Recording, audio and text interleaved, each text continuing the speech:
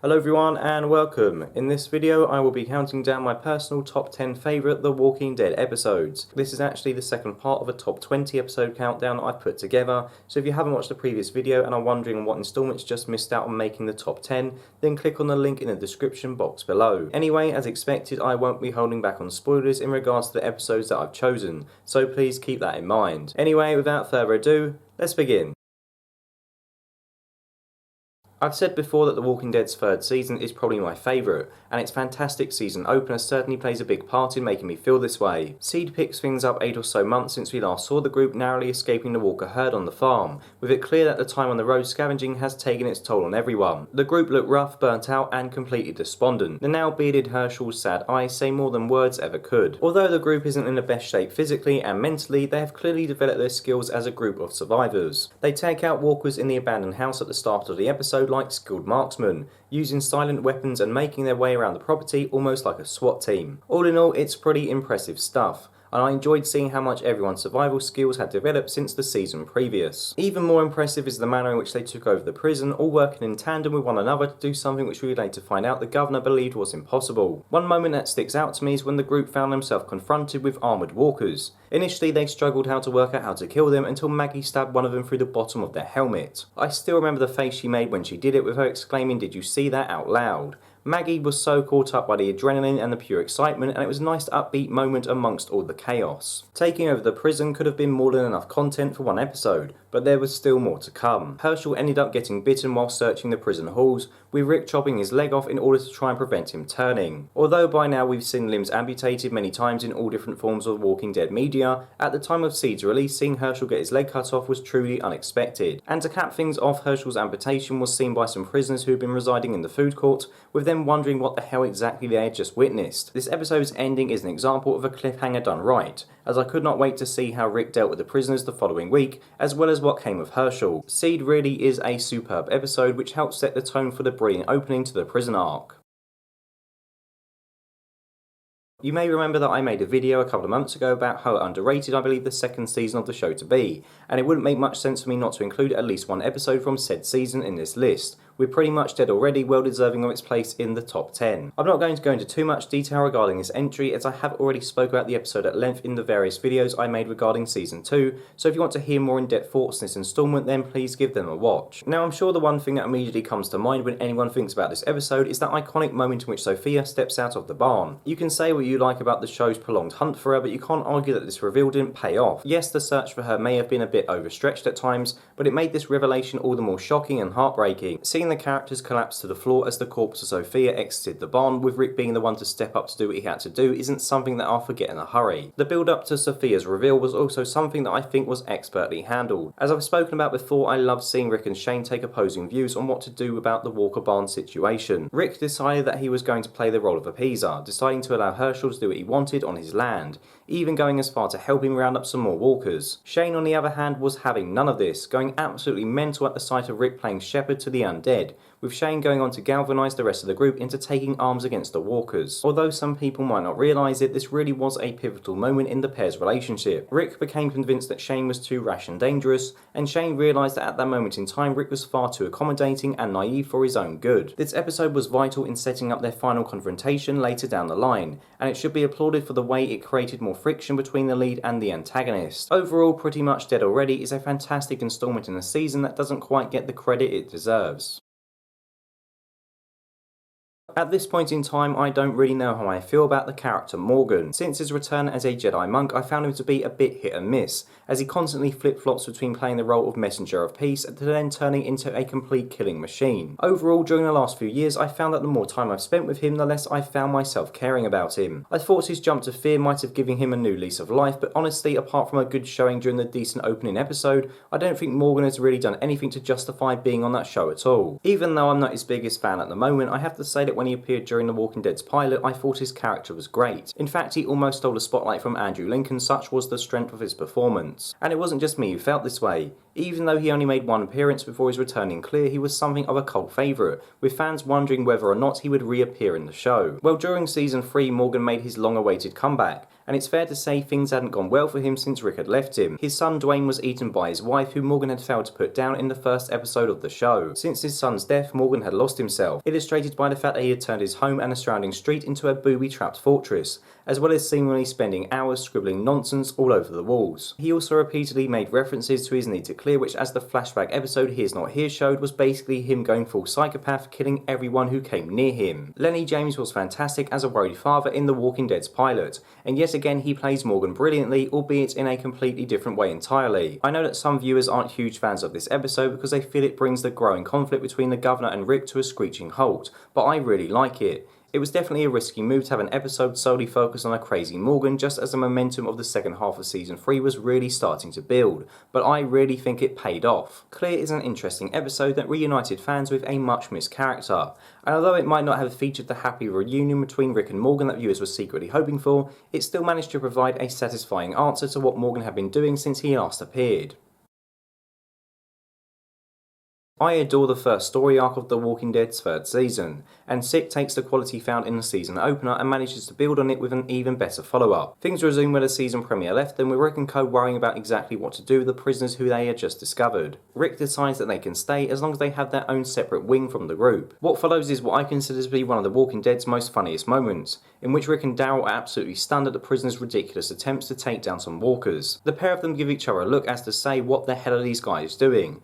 It's only a little moment, but it's wonderfully timed and still makes me laugh today. Going from one of the funniest moments now to one of the most badass, in which Rick Grimes demonstrates that he really is no longer Mr. Nice Guy when he puts a machete through Thomas's head. The way he delivers the line "shit happens," mocking what Thomas had said a moment prior before coldly killing him with one strike, showed that Rick really wasn't to be messed with, and was a far cry from the guy we saw at the farm the season beforehand. The episode ends with everyone's favourite Father Christmas lookalike Herschel waking up, confirming that the effects of a walker bite can be stopped if the bite is on a limb and it's removed quickly enough, which is a clever development. I also like the final scene in which Rick and Laurie are talking to each other overlooking the prison. Laurie seems to be trying to reach out to her husband, but Rick isn't receptive at all, only just about mustering up the strength to touch her on the shoulder before heading back to work. Again, like the Daryl and Rick moment which I mentioned earlier, it's easy to overlook this scene amongst the more grandiose, but sometimes it pays off to take a subtler approach when trying to get a point across. What we saw was that Rick couldn't even bring himself to hug his wife. In fact, he barely wanted to engage in conversation with her at all. It's clear then that their relationship had gone to shit,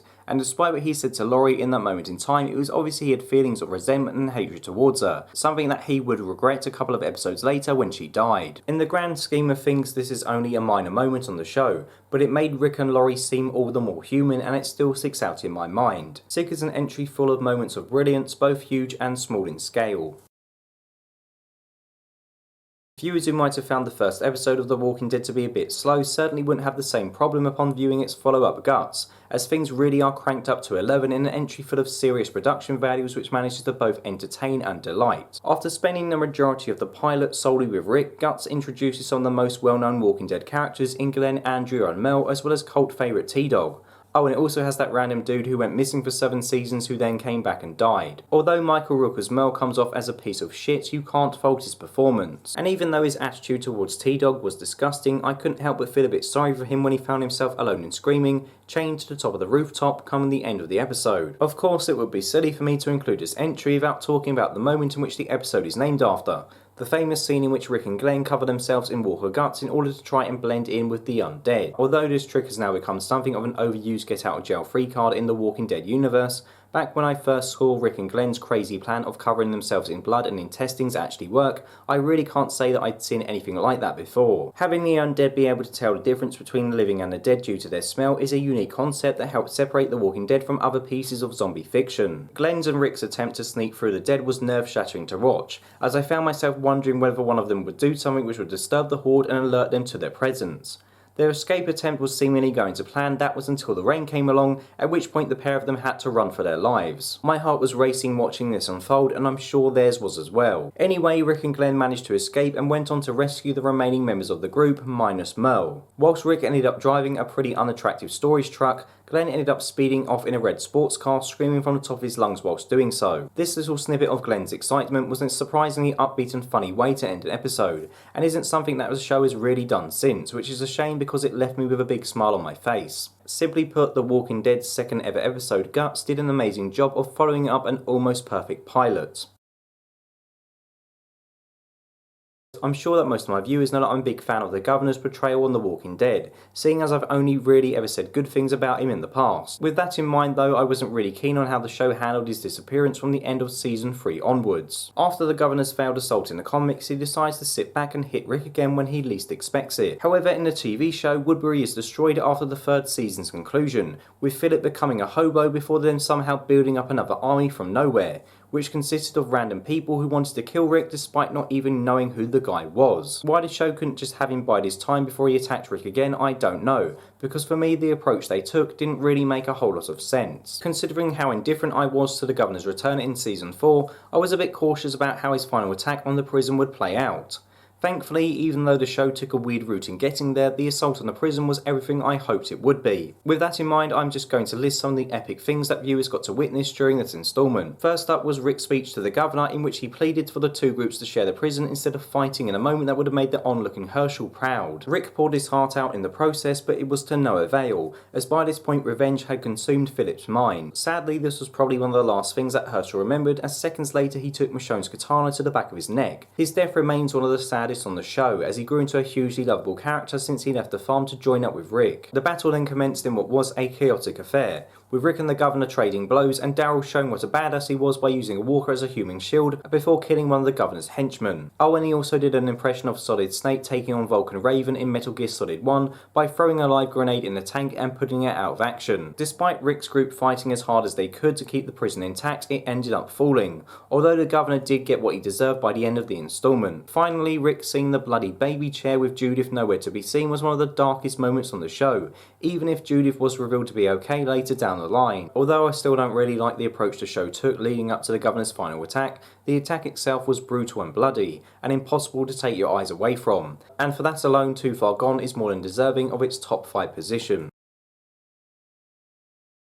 I know to some fans it can be seen as almost blasphemous not to have The Walking Dead's pilot at the number 1 spot, and although there isn't a lot which I can say that I don't like about this entry, for me it just doesn't do quite enough to beat the episodes that I have in my top 3. Anyway, I don't want to spend my time talking about why I consider the other episodes to be better, instead I want to talk about what I like about the episode itself. First and foremost, Days Gone By is a stellar example of how to build a world. From the creepy, empty hospital which Rick wakes up in to the long abandoned highway which he slowly makes his way down via horseback, viewers are constantly reminded of how desolate the world has become. I don't usually talk an awful lot about cinematography because honestly I don't really know that much about it, and I'd rather leave that kind of discussion to the more talented reviewers out there, but even I can't help but mention just how beautiful some of the camera shots are during this episode. As well as looking great, the episode itself is also a pleasure to watch. I believe that because of the circumstances in which Rick finds himself, it's impossible not to root for him from the get-go. Yes, we don't really know a hell of a lot about who he actually is, but that really doesn't matter because I find it's natural to emphasise with someone who finds themselves alone and scared in an alien landscape. Andrew Lincoln is superb even without having an awful lot of dialogue, and Lenny James's performance is equally as special, if arguably even not a bit better, as I've already mentioned earlier on in this video. The ending in which Rick finds himself overrunning the city, at one point almost contemplating whether to end his own life, shows just how truly dangerous the walkers are, as well as how truly underprepared and out of his depth Rick was at that time. I'm going to wrap things up on this entry now because truth be told it's hard for me to say a huge amount about this episode that hasn't already been said before, seeing as the episode itself has been discussed to death since its release. That should be taken as a positive sign though, because the overwhelming majority of the conversations surrounding this episode over the years have all been focused about how good it is, and you will be hard pressed to find many better introductions to a zombie infested world than The Walking Dead's pilot. Four Walls and a Roof deserves a place on this list alone simply because of the badass manner in which it rounded off the Terminus story arc. It was truly hair-raising witnessing Gareth and his group enter the church after Rick had left, leaving me to wonder just how on earth Carl and Judith would manage to get themselves out of the tricky situation that they found themselves in. Thankfully, Rick and co arrived just in the nick of time, taking out Gareth's group with silenced weapons like a trained group of assassins. It was a badass moment and it was nice to see Rick get the upper hand on Gareth, with Gareth begging for his life. There was a sense of irony to be found here as Rick was in a similar situation situation on his knees at Gareth's mercy in the Season 5 opener. The only difference is that, of course, Rick doesn't beg for anything. Hearing Rick tell Gareth that he already made him a promise before then doing to him exactly what he had promised him a couple of episodes previous was awesome. It's weird describing a man hacking someone to death using that word, but Gareth got what was coming to him. Father Gabe, however, was one person who didn't approve of Gareth being slaughtered, protesting that such a thing shouldn't happen in God's house, at which point Maggie coldly declares that the building is just 4 walls and a roof. For me, this piece of dialogue was just as badass as the group killing the cannibals. Here we have Maggie, a character who pre-apocalypse was raised by a God-fearing father, now not giving a shit about hacking people to death in a place of worship. It really shows just how far our character had come from when we first met her, and remains one of my most beloved quotes from the show. Before this happened though, viewers were treated to that classic tainted meat moment from the comics,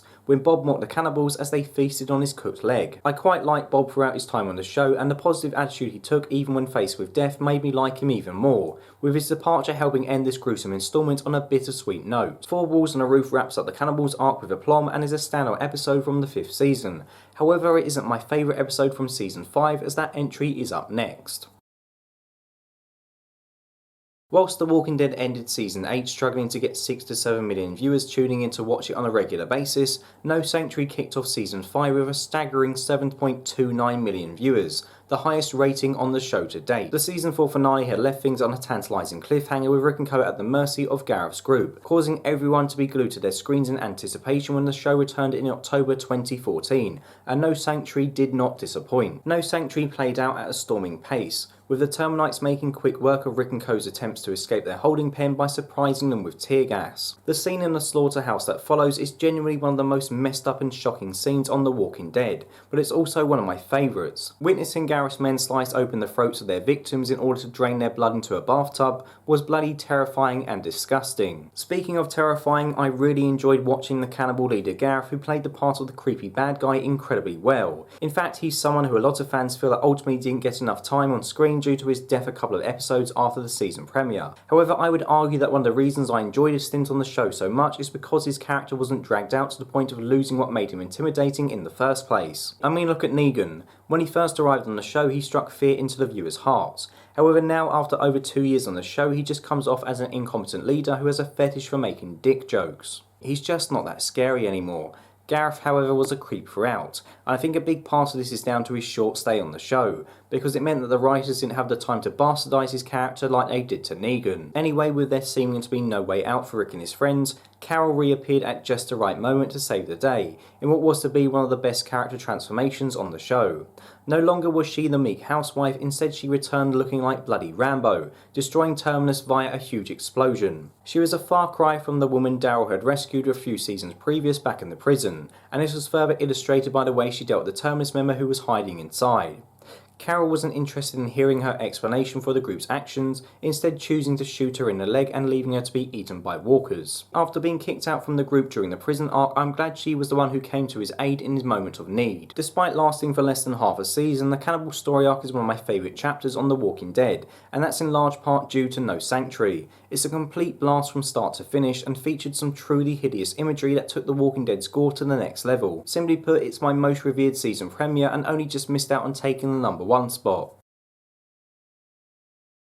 Over the last couple of years, The Walking Dead has been quite predictable when it comes to the death of main characters, with said characters only usually dying in one of 4 types of episodes in order to make their deaths happen during the show's peak viewing times. These episodes are of course the season premiere, mid-season finale, mid-season premiere and season finale. For example, Carl's bite was revealed during the season 8 mid-season finale, with him dying during the season 8 mid-season premiere. Sasha died during the season 7 finale, Glenn and Abe died during the Season 7 premiere, and Jessie and her 2 sons died during the Season 6 mid-season premiere. From Season 6 onwards, it became kind of easy to predict when someone would die on the show because of this pattern. In addition, during the last few years, The Walking Dead has also had this annoying tendency to drag out the death of its characters for as long as possible, losing the impact that would come from seeing someone die in a quick and unpredictable way. Carl didn't just get bitten and die.